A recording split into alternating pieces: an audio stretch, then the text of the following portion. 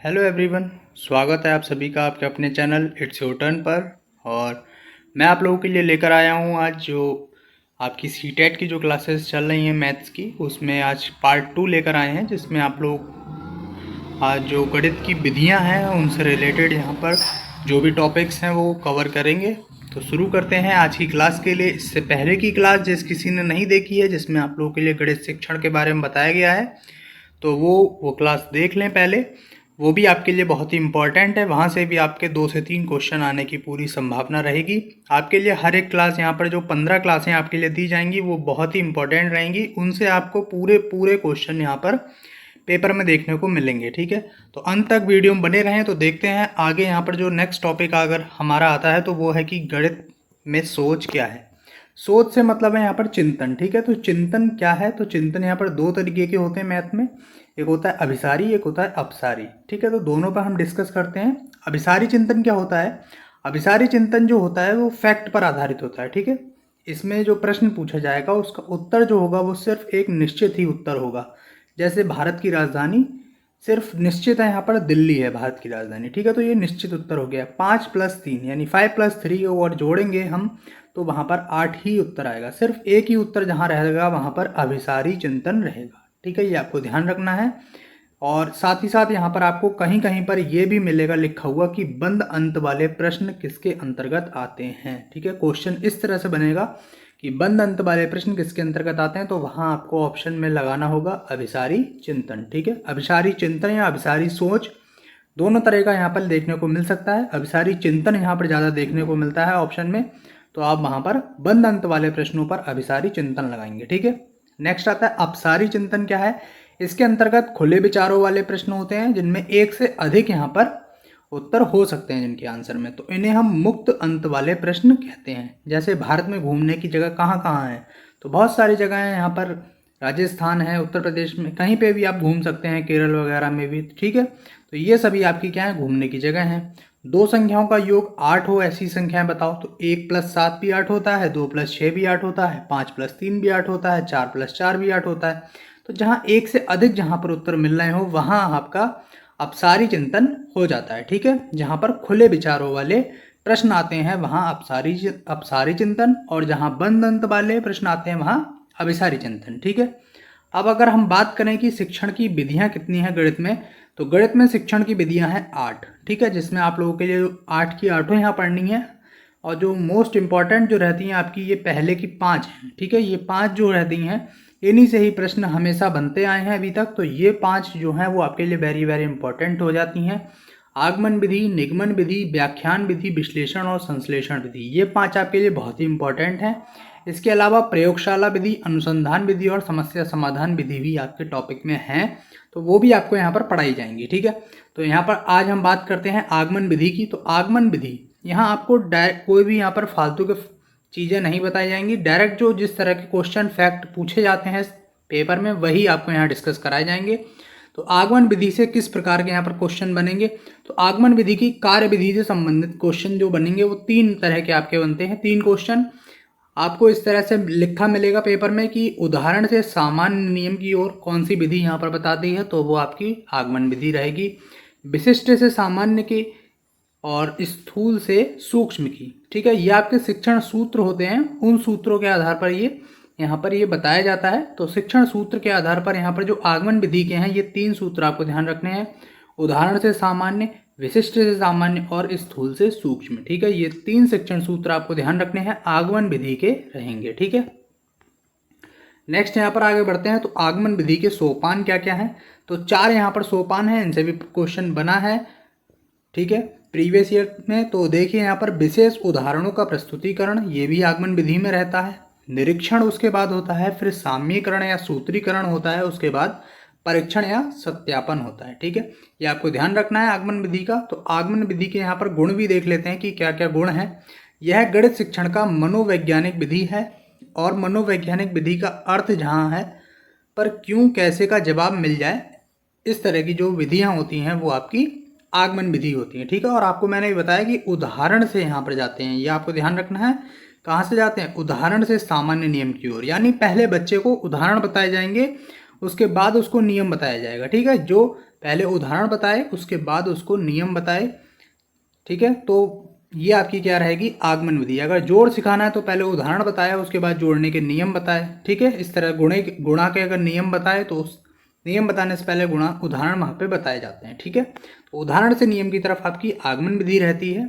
इस विधि को प्राप्त ज्ञान जो होता है वो स्पष्ट और स्थायी रहता है। छोटी कक्षाओं में ये अत्यंत उपयोगी विधि रहती है। ठीक है, आगमन विधि के दोष क्या क्या हैं, तो इस विधि के शिक्षण में समय व परिश्रम दोनों ही अधिक लगते हैं। ठीक है, आगमन विधि में समय और परिश्रम दोनों लगते हैं। पहले आप उदाहरण बताएंगे बच्चे को, उसके बाद ही आप उसको नियम बताएंगे, फिर उसके बाद नियम बताने के बाद दोबारा आपको वहाँ उदाहरण बताने पड़ेंगे। ठीक है, तो इसीलिए यहाँ पर समय जो है वो ज़्यादा लगता है, परिश्रम भी ज़्यादा लगता है। ठीक है, और बड़ी कक्षाओं के लिए उतनी उपयोगी नहीं रहती है क्योंकि वहाँ पहले नियम बताना जरूरी हो जाता है। ठीक है, तो ये आपको ध्यान रखना है। तो आगमन विधि में पहले हम एक प्रश्न के कई उदाहरण देकर बच्चों को सिखाते हैं। ठीक है, इस तरह से यहाँ पर ये रहती है। जैसे उदाहरण देखिए, 80 रुपये का 10% दर से 3 वर्ष का साधारण ब्याज बताएं। तो अब इसके कई उदाहरण देकर बच्चों को इस प्रश्न को हल कराएंगे, फिर उसके बाद इसी प्रश्न का बच्चों से निरीक्षण करेंगे। उसके पश्चात यहाँ पर जो है वो सूत्र का निर्माण किया जाएगा, जो क्या होता है आपका principal into rate into time, यानी कि मूलधन गुणा दर गुणा समय बटे 100। ठीक है, ये यहाँ पर साधारण ब्याज का सूत्र होता है। ये आपको बाद में बताना है, पहले यहाँ पर उदाहरण बताने होंगे, उसके बाद आपको ये सूत्र बताना होगा। ठीक है, तो ये आपकी कहलाती है आगमन विधि। नेक्स्ट आ जाते हैं निगमन विधि पे। तो निगमन विधि जो होती है ये आगमन की ठीक विपरीत होती है। तो आपको ध्यान रखना है, बिल्कुल यहाँ पर कंफ्यूज नहीं होना है। इसके जो शिक्षण सूत्र हैं वो कौन कौन से हैं, नियम से साधारण। आगमन विधि में यहाँ पर उदाहरण से नियम था और यहाँ नियम से उदाहरण है। ठीक है, सामान्य से विशिष्ट, वहाँ विशिष्ट से सामान्य था, यहाँ सामान्य से विशिष्ट रहेगा। सूक्ष्म से स्थूल होगा यहाँ, और वहाँ स्थूल से सूक्ष्म था। इस तरह से आपको ये ध्यान रखने हैं, इनमें कंफ्यूज बिल्कुल नहीं होना है आपको, बहुत ही इंपॉर्टेंट है ये। ठीक है, सीधे आपको शिक्षण सूत्र लिखे मिलेंगे पेपर में और वहाँ से आपको ऑप्शन टिक करना होगा। ठीक है, निगमन विधि में हम पहले नियम और सूत्र बताते हैं, उसके बाद ही प्रश्न हल करते हैं। ठीक है, जैसे यहाँ पर नियम बताया समचतुर्भुज के कि 4 गुणा भुजा जो होता है या भुजा का स्क्वायर जो होता है वो क्या होता है, विकर्ण के लिए यहाँ पर सूत्र रहता है। तो किसी समचतुर्भुज के जो ये पहले सूत्र बताने के बाद यहाँ पर उदाहरण यहाँ इस तरह से बताए जाते हैं। ठीक है, समचतुर्भुज के दोनों विकर्ण क्रमशः 30 सेंटीमीटर व 40% हैं, 40 सेंटीमीटर, यहाँ 40 सेंटीमीटर रहेगा। ठीक है, 40 सेंटीमीटर है, तो इसकी प्रत्येक भुजा बतानी है। तो भुजा बराबर क्या हो जाता है, यहाँ पर सूत्र लगाएंगे सीधे, विकर्ण का स्क्वायर इंटू विकर्ण का स्क्वायर, विकर्ण का स्क्वायर प्लस विकर्ण का स्क्वायर। ठीक है, ये सूत्र लगाएंगे वहाँ पर, तो 4 गुणा भुजा का स्क्वायर बराबर विकर्ण का स्क्वायर प्लस विकर्ण का स्क्वायर, वहाँ से भुजा निकल आएगी इस तरह से। ठीक है, तो निगमन विधि में क्या होता है, पहले आपको नियम बताना है, उसके बाद सूत्र। अगर हमने अभी ऊपर चक्रवृद्धि ब्याज का वहाँ पर देखा था, तो वहाँ पहले आप वो साधारण ब्याज का देखा था, तो साधारण ब्याज का पहले सूत्र बताएंगे आप, उसके बाद उसको उदाहरण या सवाल कराएंगे, तो ये कहलाएगी निगमन विधि। पहले उदाहरण बताकर उसके बाद अगर आप सूत्र बताते हैं तो वो कहलाएगी आपकी आगमन विधि। ठीक है, आपको शिक्षण सूत्र बहुत ही ध्यान रखने हैं और दोनों के सोपान जो हैं वो भी ध्यान रखने हैं। ठीक है, आगमन विधि के भी निगमन विधि के भी। ठीक है, तो निगमन विधि के यहाँ पर गुण देख लेते हैं क्या क्या है। ये बड़ी कक्षाओं के शिक्षण में प्रयोग की जाती है। ठीक है, इस विधि का प्रयोग मुख्यतः बीजगणित और त्रिकोणमिति के प्रश्नों को हल करने में किया जाता है। ठीक है, बीजगणित और त्रिकोणमिति के प्रश्नों के लिए इस विधि को हम स्मृति केंद्रित विधि के नाम से भी जानते हैं। ठीक है, स्मृति केंद्रित क्यों, क्योंकि यहाँ पर पहले सूत्र बताया जाता है, सूत्र को याद किया जाता है, उसके बाद ही बच्चे सवाल कर पाते हैं। ठीक है, जब समयाभाव हो तो इस स्थिति में इस विधि का प्रयोग किया जाता है। जब समय की कमी होती है तब वहाँ इस स्थिति का प्रयोग करते हैं, पहले सूत्र याद करा दिया जाता है बच्चों को, उसके बाद उसको उदाहरण या प्रश्न देकर वहाँ उदाहरण समझा दिए जाते हैं। ठीक है, इस तरह से ये रहता है। और इसके गुण क्या क्या है, इस विधि में समय कम लगता है, परिश्रम भी कम पड़ता है। इस विधि के प्रयोग गणित का कार्य अत्यंत सरल और सुविधाजनक बता देता है। ठीक है, बड़ी कक्षाओं के लिए यह विधि उपयोगी है। और इसके दोष क्या क्या हैं, यह विधि अधिगम सिद्धांत के विपरीत है। ठीक है, अधिगम का जो सिद्धांत होता है वो यह कहता है कि पहले बच्चे को उदाहरण सिखाएं, उसके बाद मतलब उसको पहले पर्यावरण से चारों तरफ जोड़ते हुए उदाहरण उसको देते हुए उसके बाद वहाँ पर गणित की शिक्षा दें। ठीक है, ये आपके NCF 2005 के आधार पर अधिगम का सिद्धांत है।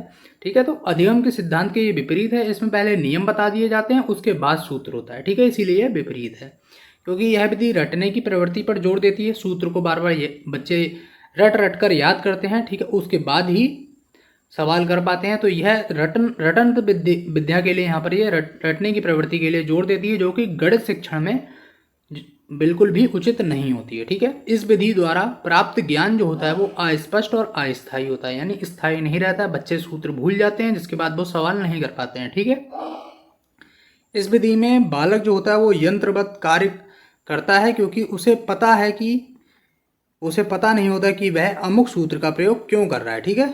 तो सूत्र यहाँ पर पहले याद रहेगा, तो उसको बार बार बच्चे वहाँ पर प्रश्न वहाँ पर नहीं हो पाते हैं ज़्यादा, जिस कारण बच्चों को दिक्कत आती है, ठीक है। तो इस तरह से आपकी जो आगमन और निगमन विधि है वो आज की वीडियो में आप लोगों को कवर करा दी गई हैं। तो जिस किसी को भी इसकी PDF चाहिए वो हमारे टेलीग्राम चैनल से जुड़ सकता है, वहाँ आपको इसकी PDF प्रोवाइड करा दी जाएगी। तो वहाँ से आप इसकी PDF डाउनलोड कर सकते हैं, साथ ही साथ चाहें तो इसके नोट्स भी बना सकते हैं आप, ठीक है। तो अगर आपको वीडियो पसंद आई हो तो वीडियो को लाइक करें, चैनल को सब्सक्राइब करें, और इसके आगे की जो आपकी विश्लेषण विधि और संश्लेषण विधि है वो आपको अगली वीडियो में प्रोवाइड करा दी जाएंगी, आगे की जो भी विधियाँ हैं, ठीक है। तो अंत तक वीडियो में बने रहने के लिए बहुत बहुत धन्यवाद। Thank you so much.